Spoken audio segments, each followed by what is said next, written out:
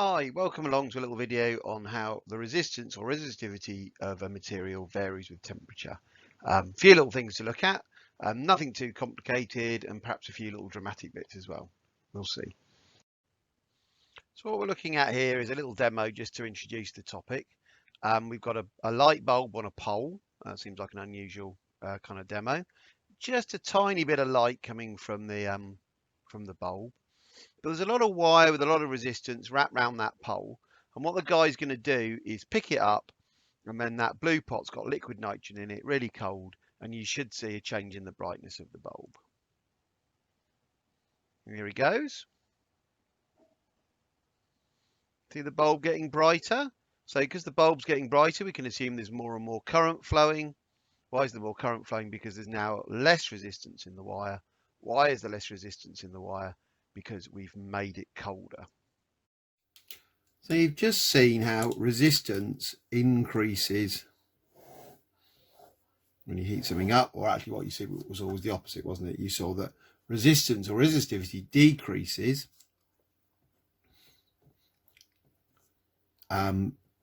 if you make the temperature less. Now we're going to have different relationships in this video, but this is for metals and the vast majority of materials. So no maths here. We've just got to have a good model of what's going on inside the material so we can explain it, and that hopefully will help us to remember it. So what I'm drawing here is the internal structure of a metal, something you might be familiar with from GCSE and particularly chemistry. Metals conduct electricity because they contain lots of free electrons. So the free electrons are mobile in the structure, and when we have a current in a circuit, these electrons are all moving around the circuit, so they're no longer associated with the atoms. Because the atoms have given up an electron to be available for conduction, these are now ions, positive ions in the structure.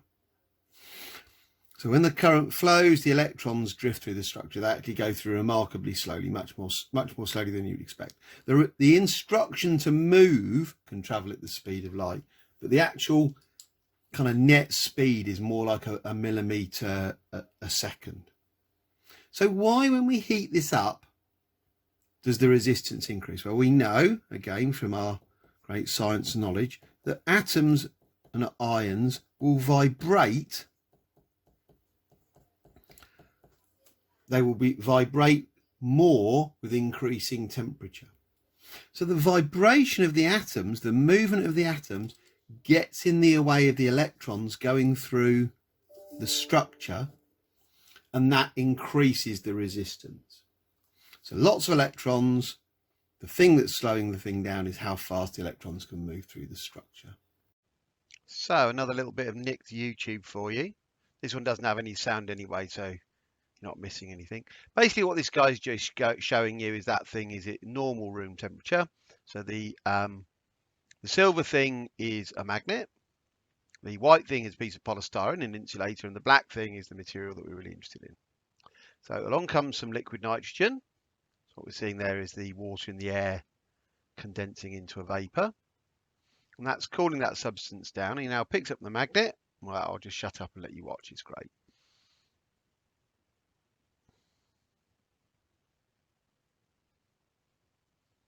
I think every time I watch it, the thing that really is amazing here is just how stable this arrangement is. It's not just that it's floating, it's the stability.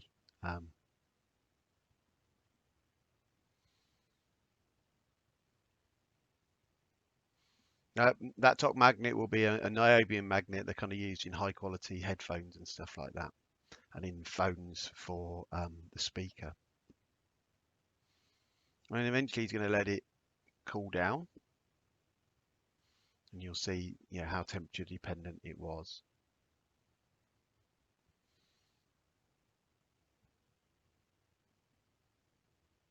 That's a good bit, isn't it? And now you can see as it warms up, something's changing in that material, and we'll go back to the pen and paper to try and give you an explanation of what's going on.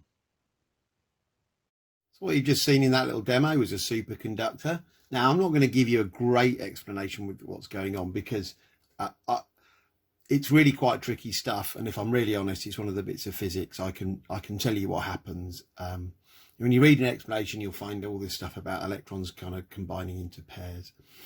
If I plot, just sketch, not plot, sorry, a graph of how resistivity changes with temperature for a superconducting material, we get what we expect, we cool it down and the resistivity goes down, and then we reach this special temperature, and that special temperature is called the critical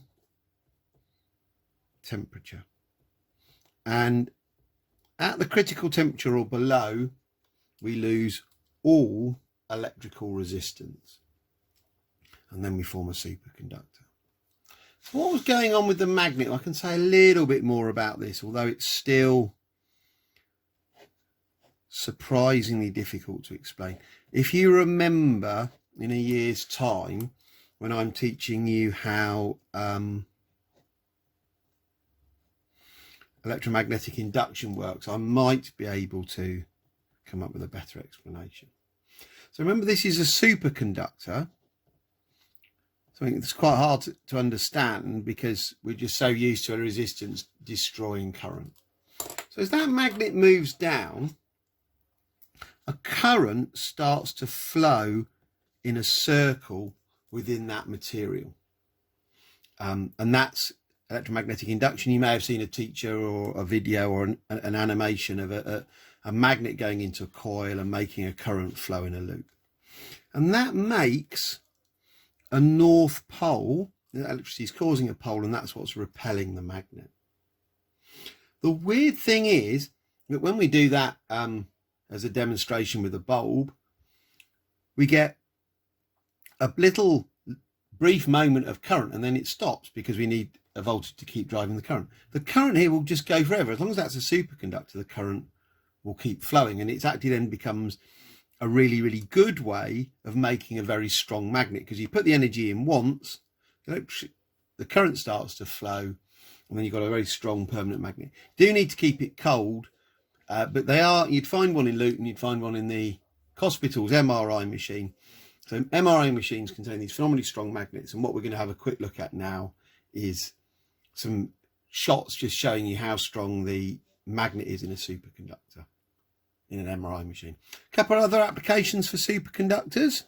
They can be used, the magnets can be used for levitating trains, and ideally we would have power lines made from superconducting material, because then we would have no electrical resistance, and that would save us a lot of money transmitting electricity around the country. Just going to work our way through a few little YouTube clips showing how strong the magnets are on an MRI scanner. So these guys are just throwing a metal object into an MRI scanner. Then they're throwing a stapler.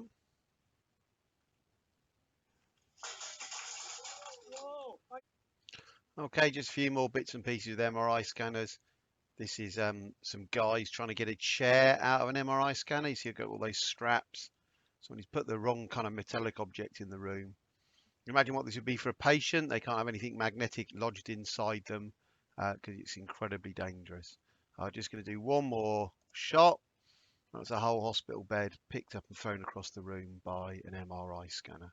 So lots of precautions to make sure magnetic objects don't go into the same room as these things. I did try and find you another little clip to illustrate thermistors, but to be honest, it didn't go. I didn't find anything very useful. So what's a thermistor? Well, physically in the real world, they're kind of like a little cylinder. Sometimes they're more like a very shallow flat disc like that, and that illustrates something quite a couple of important points. One is that when we're dealing with the resistivity equation, it's sometimes easy to kind of get sucked into thinking, well, we're talking about a long thin wire, that's L, and the area comes like that, I goes like that, And that's all well and good. But here we've got I going through there. It's meant to be a 3D diagram. L is actually very, very short here. Okay. And area is very large. The diameter is way bigger than the length. And that's actually because the resistivity of this material is so high. If we want to get a reasonable current, we need to get a very short length and a very big area. And that's going to be a bit of a hint as to what's going on.